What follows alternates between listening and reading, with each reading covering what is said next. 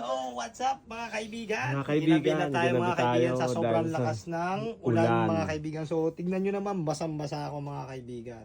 Pero kahit ganun pa man, tuloy pa rin tayo. Laban lang tayo Wala mga kaibigan. tayong So, aanuhin. 3 unit yung i-cleaning natin dito. Dalawa mga Dalawang kaibigan. unit pala. Dalawa daw yata. O yun, malaki. Malaking kailangan o maliit lang? Malaki tas maliit lang ma'am. Ayun, may maliit doon. Ayun. Ayun, pwede na yan. Ganun mo. O, ayun. Ako na bahala dyan ang mag-ano ng tubig. Napasubo yung tropo ko, dalawa lang pala. Sa namin linisan yung indoor. So nililinisan niya yung accessories ni tropa. So yan po. Maraming salamat sa tiwala.